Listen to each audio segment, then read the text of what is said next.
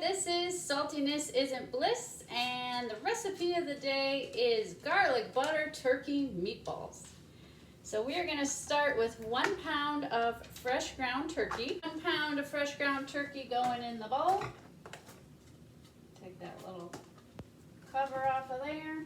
Got that down in there. A whole bunch of delicious ingredients here that we're going to add into the bowl, mix up, that will turn into meatballs. So before I mix up the mixture over here, I'm going to get my pan prepped on the stove. So I'm going to put a light coat of cooking spray, because those meatballs love to stick. Next I'm going to put 2 tablespoons of unsalted butter. And 1 tablespoon of olive oil. Turn my burner on to medium. And while I am prepping my meatballs, mixing them all together, I am going to let my butter melt and my pan heat up so it's ready for when my meatballs are ready. So, 1 pound of ground turkey in here. To that we add a 1/2 cup of panko breadcrumbs, 1/4 cup of grated parmesan cheese, 1 raw egg,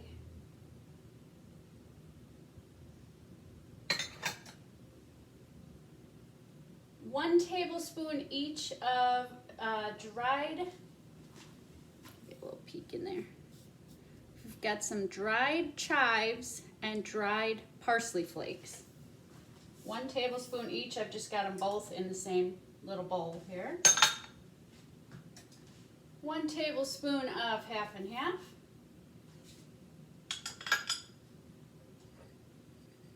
3 minced garlic cloves.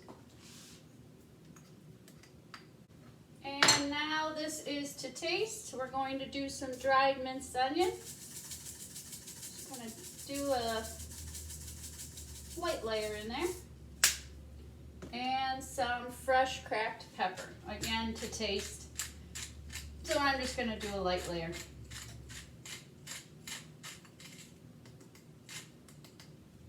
Now I'm going to use a big spoon, mix that all up really well. You can mix it with your hands. I happen to have nail polish on, which I never have nail polish on, so I don't want it chipping and flaking into the meat. In the meantime, I am going to kind of move my pan around so that that chunk of butter, there it is, so that chunk of butter can continue to melt, and I will be right back when this is all mixed up. Okay, so my meat mixture is all blended together there. So the next step is to grab a handful, shape it into a meatball. I just kind of pass it back and forth, roll it in my hands. Whatever works, you can use a spoon.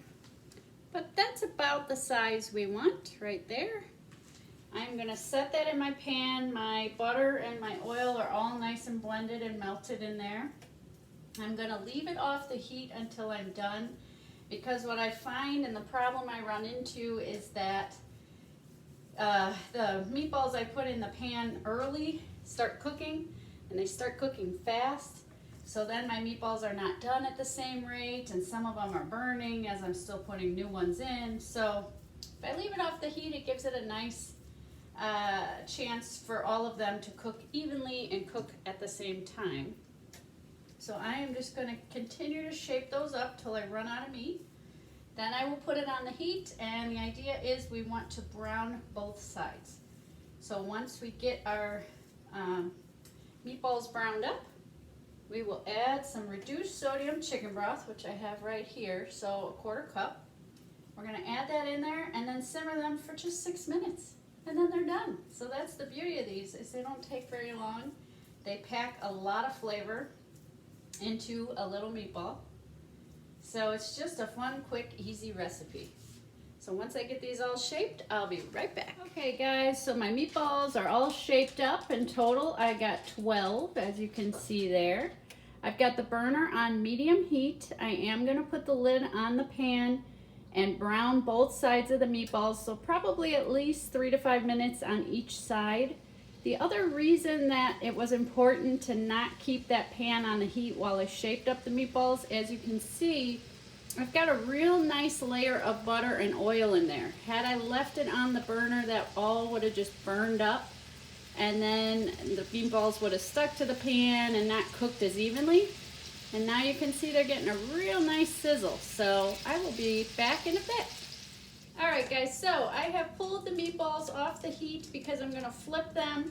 Pulling them off the heat will prevent them from splattering, that oil and that butter splattering onto you as you're trying to flip them.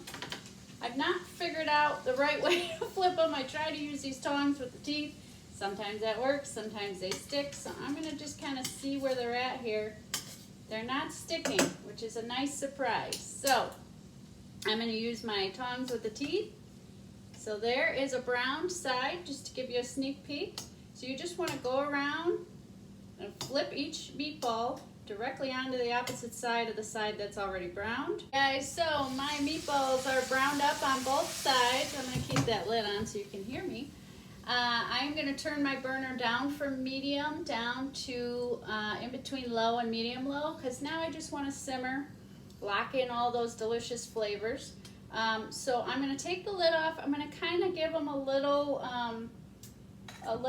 scrape underneath just to see if they're stuck to the pan. I want to loosen them if they are before I add my last ingredient. So let's see how they feel, because that butter and that oil has started to burn a little bit in the pan. So yeah, I'm just going to kind of lightly scrape under each one just to loosen them up, so that when they're done and in the last cooking step, I don't have issues with them just stuck to the pan. We got one more here, there we go. So, our very last ingredient is a 1/4 cup of reduced sodium chicken broth. You're just gonna pour that in there.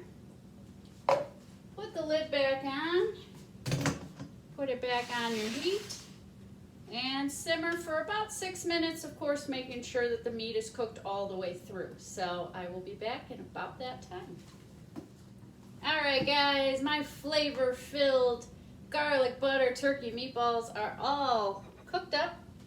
So I am gonna grab some and put them on a plate. They smell so good. And we like to pair these, we keep it pretty simple, we just pair them with some creamy ranch dressing. So I just wanted to show you how delicious and tasty and easy to just put a fork through that meatball is, and then there's that creamy ranch dipped right on there. So hopefully I made you all hungry, so now you will go and try this recipe. Thanks so much for watching. I will see you next time.